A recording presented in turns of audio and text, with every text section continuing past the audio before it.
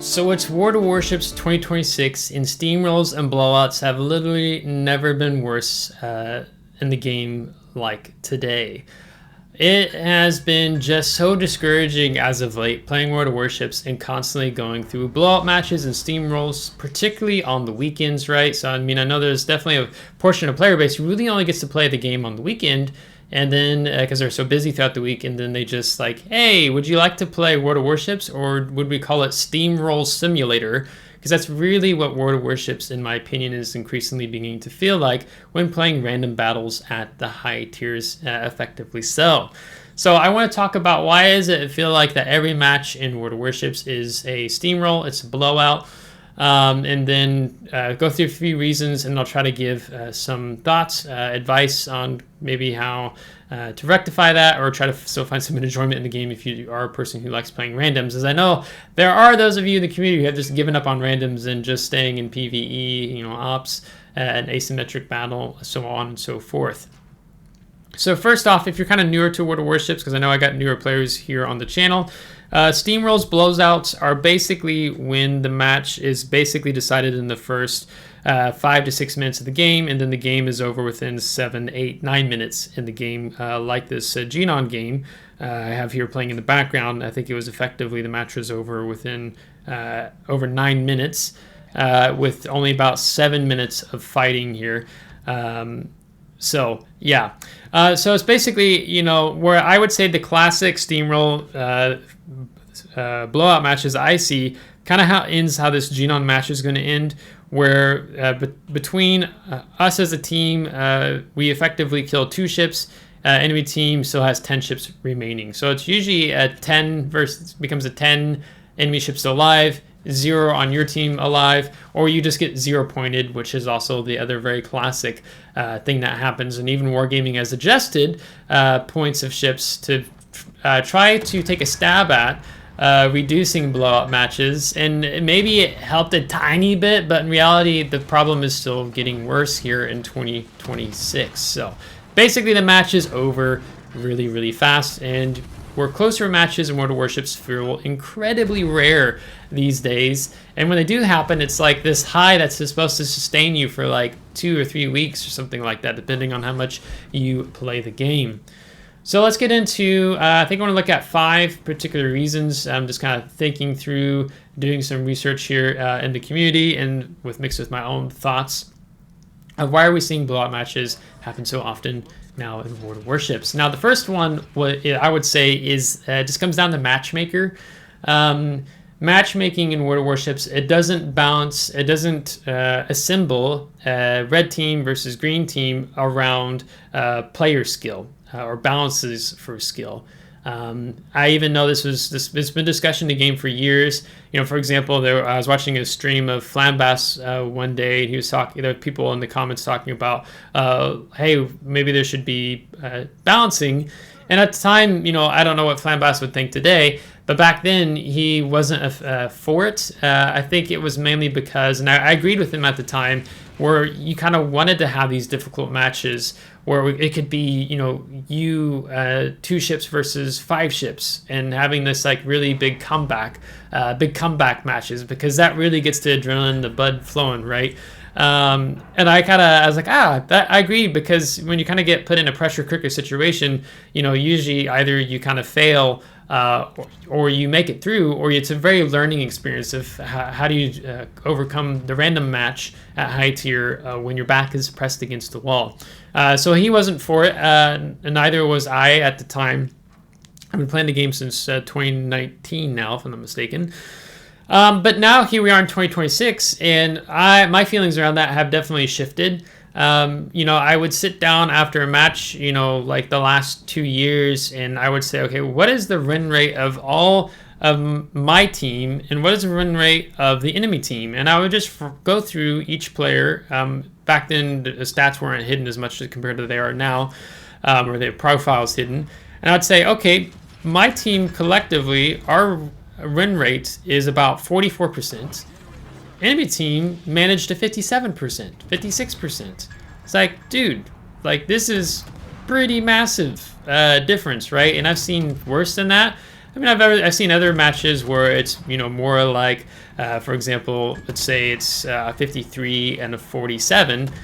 And it's like, okay, there's a little more bearable sometimes, but not always, right? Because then there's a lot of other things that then begin to stress and affect this. So the matchmaker not balancing based on skill, I think, is a big problem now. And I think Wargaming is going to start looking at that. And I would say my opinion on how to correct that would be try to bring it. I mean, I might have to be at least start with like a 6% win rate difference ratio between the teams. You know, maybe some would think more like 3% or maybe even less, but I think start at 6% and then you can tone it down even more. At least try it out and see, because we're getting way too crazy skill based between compositions between the two teams. So a lot of this has become more, I would even say, transparent, as and other people have said this too, that the player base has shrunken back to like compared to what it was in the past. So you have a less active player base, and when you have a smaller pool of players, then problems become more visible. They become more exasperated compared to when World of Warships had a lot more players back in, let's say, 2020, 2019. And they had a lot of people come, particularly in COVID time. But, you know, every year, I believe all servers have been losing players the last several years, and Wargaming's not able to recover from that. And now we're looking literally signs of that is we're going to be looking at the high tier randoms as that it's going to be cross server matchmaker. So, you know, we can start seeing more Japanese and or Asian players, more EU players mixed with the NA players at the high tiers, because the queuing and times and waiting times become so long because there's just less people playing high tier. And why would you really want to play high tier in World Warships anymore when blowouts and steamrolls are so frequent now, where a close match feels incredibly rare? The other item would be talking about types of ships we've had introduced into the game. You would say power creep or burst damage, or ships that have become more effective in their killing blow in one strike, right? So, you know, if I kind of went through a list, you have more ships that have higher DPM in the game, more and more. You know, at first it's kind of like, oh my gosh, like you have Nakimov that can strike more. You have Austin. That was kind of, and now we don't really complain about those ships compared to back in the day. You know, now you have more like a Conde. You have an Annapolis. You have Valparaisos, which aren't DPM, but like just these unkillable ships that have been introduced into the game, or team ships with really long-lasting timed repair parties, like I think like Sibir, so on and so forth. You also have a lot more overmatch mechanics. You know, World of Warships said, hey, we'll never put a ship in the game that has higher than 460 millimeter main battery guns, 18-inch guns. Surprise! We got, what, 483s, we got 510s now. You have stronger HE spam in the game. You have hybrids, you have some Marines that were introduced, sub players that when submarines first introduced were shotgunning you, right? And Wargaming was like, shotgunning's not an issue, and then it really was, and then they got shotgun on stream, which was literally hilarious when the community managers were playing. You have a lot more radar in the game, so you have, you know, we have tech tree battleships now that get radar. You have burst fire consumables, don't even get me started on that.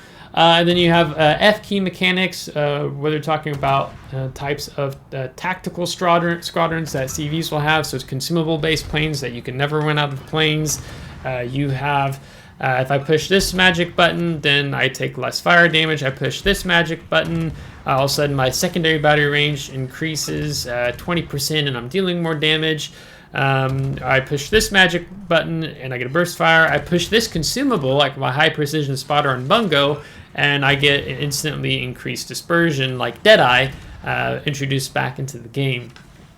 So now in high tier matchmaking, where a lot of these blowouts happen, is basically your smaller, maybe a positioning mistake, now becomes punished immediately, especially at hands of a more experienced player on the opposing team. So, you know, back in the day, I remember playing high tier where I felt like older World of Warships, it gave you more time to recover from the mistakes that you do in the game. And now, basically I make one mess up in high tier in my Moskva, and I just get deleted for it in modern World of Warships.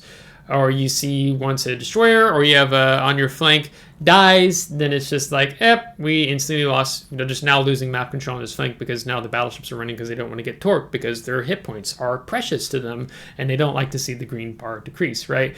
So then this creates kind of this avalanche of effects where you have once the flank folds, you see crossfires opening up, you see the spotting advantage goes towards the enemy team as they are increasingly putting pressure on you. There's really nothing you can do because you're just constantly hardcore lit. You're in your Vermont trying to run away, and your slow battleship as the 40 knot battleships are just, warring you down, or 45 knot battleships. Then you see the losing team, you lose map control and the match becomes unrecoverable. And you can really tell if it becomes unrecoverable about at the 15-minute marks, about 5 minutes into the game. And mind you, in high tier World of Warships, it takes about 1.5 to 2 minutes really before enemy teams begin to engage one another. I've seen even worse as 3 minutes. And then within a couple minutes, it's like, we've already lost 5 ships. Okay, and they've not lost one. Great. So, the third item I would say would be that, and I've noted this for a while, and that is destroyer players, where an early destroyer death instantly all of a sudden begins to be a huge deciding factor in the game, where in the past it wasn't that huge. Now, I would say that the pressure on destroyer players in high tier World of Warships is as horrible as it has ever been. There's really not been much relief for destroyer players. I mean, if the only thing I could think right off the top of my head to give Wargaming credit for is that fighter planes don't spot you anymore, so you have a lot of destroyer players make earlier positioning and then just get accidentally spotted by an enemy fighter, and that kind of just ruins your flank play, and then all of a sudden now the whole enemy team is aware that where you are. But destroyer players have increased a lot of... They've been on the back foot for the last several years in World of Warships between... I would begin to talk about hybrid ships. I would talk about submarines, destroyer players getting burst fire mechanics right. So if I'm on a tier 10 gearing and I catch out, I think Yamagiri gets the burst fire mechanic, or even not a super destroyer, but the Avalo di Bazan, and all of a sudden we spot each other at the same time, and all of a sudden I lose half my hit points as I'm trying to disengage or go dark, just because he has a burst fire, right? So you get a lot of destroyer players who are much more passive to play. They don't want to push in. So all of a sudden, if a team loses a spotting destroyer, this key support ship, then it's like, we lose control of this flank. And then it's like, I think I read that somewhere as someone described like 12v12 until first blood. And then suddenly you're 12v9, 12v8, or 10v2, right? And then the match is effectively over. So the short players have gone through the worst in the last several years with Wargaming's development decisions and incredibly poor balancing around ships. And that has just been exasperated so, and I think cruiser players are second in line in terms of just getting the really bad end of the stick. Also, number 4 in World of Warships, you have a lot more inexperienced players that are playing high tiers.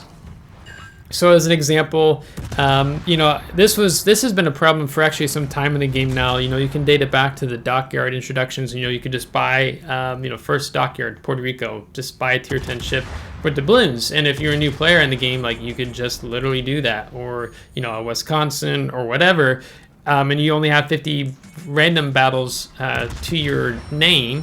And that's all tier 7 below, where when you hit tier 8 and up, the randoms, essentially the whole nature changes, and it sucks, especially if you're tier 8 versus tier 10 ship, or tier 9 versus super ships, right? There's like 4 or 5 super ships on the enemy team, and you're in your tier 9 Seattle, like, oh my god. Wargaming said, hey, I think this is that's something they had said, where like, we'll never sell a tier 10 ship in the game.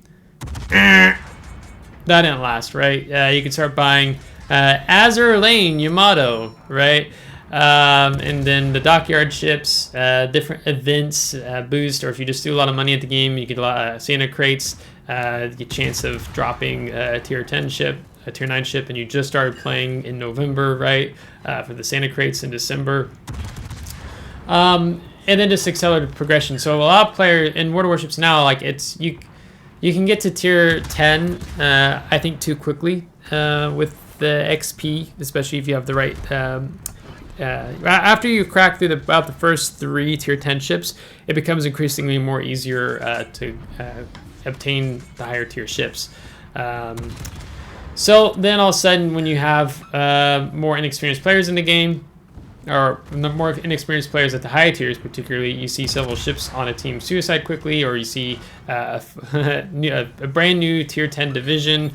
These guys, between the 3 of them, they have 250 battles across all tiers to their division name, and they all 3 die in suicide really early because they push into a Thunder, an Utrecht, Prince van Oranje, a Conqueror, Valparaiso, whatever you want to say, right? And then one side loses map pressure instantly when that division gets yoinked, and then the match becomes effectively over at that point. So that's not great, you know, and that again kind of goes back to we see more inexperienced players in the game because we've lost so many veteran players in the game, and that the player base has shrank. Number 5 would just be talking about, and I don't think there's nothing wrong with this in terms of talking about divisions. I think divisions are healthy for the game. Play the game with your friends, but all of a sudden you get a super unicum or a unicum division with unbalanced ship compositions, and that would we go back to power creep ships, and then also matchmaking, right? So it's like I can sit down in a game, I'm looking at the team lineup as the countdown is going. I'm like, oh, by the clan tags, I can think there's about 4 super unicums, 4 unicums, 4 super unicums, and I don't see any unicums on my team, or I'm not able to guess off the clan tag because I've been playing the game for so long now. And I'm like, this isn't going to be great, right? And then I just watch that flank collapse where all those unicums spawned on together, right? And they steamroll through that flank because they're really experienced. So you have a team that ends up having like coordinated divisions, which is great. Like divisions typically, not always, like let's say 90-95% of the time, if you play in divisions, your random's win rate is higher. I have seen the opposite among players, that when they play in a division together, their win rate goes down. That's hilarious. I've seen it a few times, but it does happen in the game. Or you can also have, or that one side gets stronger utility combinations between the ships, right? So you could say your team has the tier 10 British tech tree aircraft carrier Audacious. Enemy team gets the Essex or Shinano with smokescreen, and they can smoke their ships up into your flank, right? And then you have this aggressive push happening, and you can't even tell because the aircraft carriers like smoke for them, right?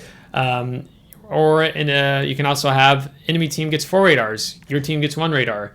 Enemy team has a stronger destroyer lineup than your team, right? Your team is more made up of Jaegers and a Shimakaze. Their team has like a Lucian.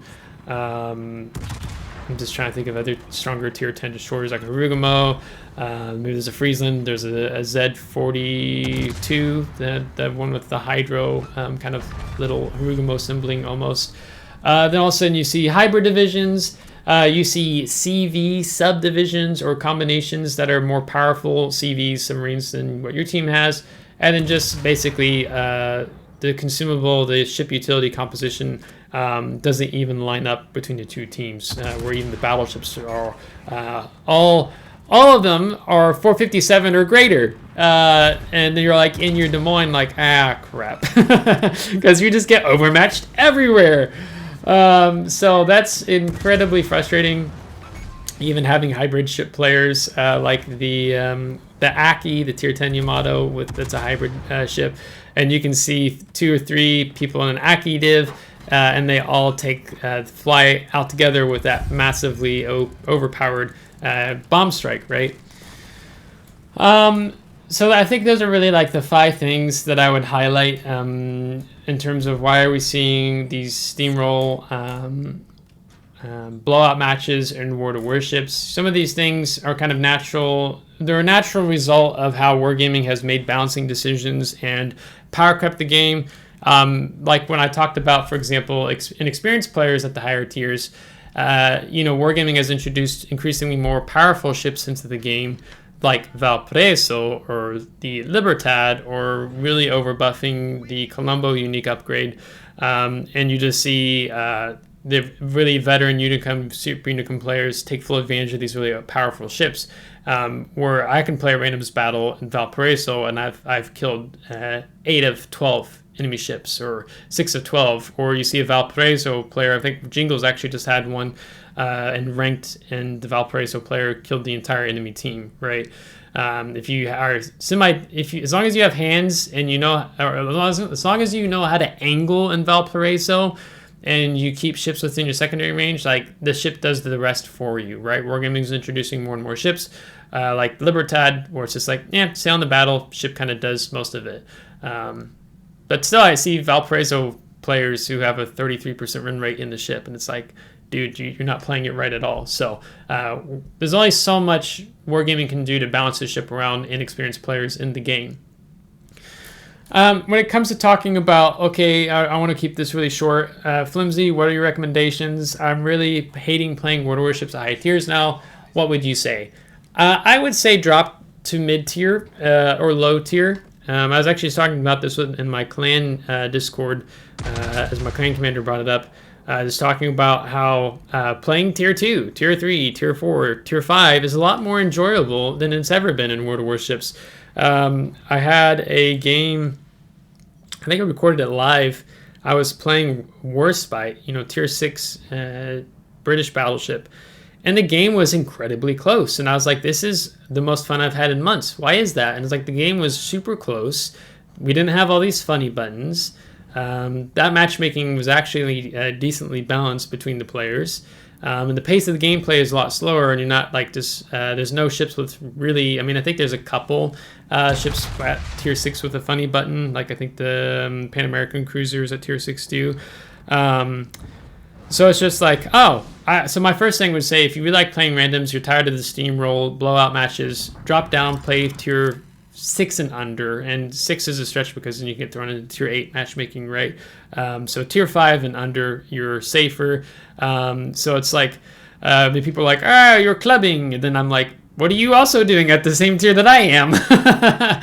Also in the division, as I'm in my Clemson, right? Or my Nicholas, or my Smith, right? And then, take more breaks from randoms, go play ranked, go play PvE with operations, or go play asymmetric battles, or just take a week off or 2 from the game, and you might be like, hey, I never want to come back to the game again, or I want an even longer break, and hey, that's how it is. So Wargaming definitely needs to make some stabs at trying to balance the matchmaking. What right now, and their roadmap of 2026, effectively what they have said, and as a whole to the entire community, is that they're focused on tackling queue times, where they think while matchmaking works well. I was amazed kind of how much they kept complimenting matchmaking, but aren't really willing to say a negative word about matchmaking at the same time. During the off-peak hours, they see that a lot of players are having to wait longer for battle to start, especially on NA.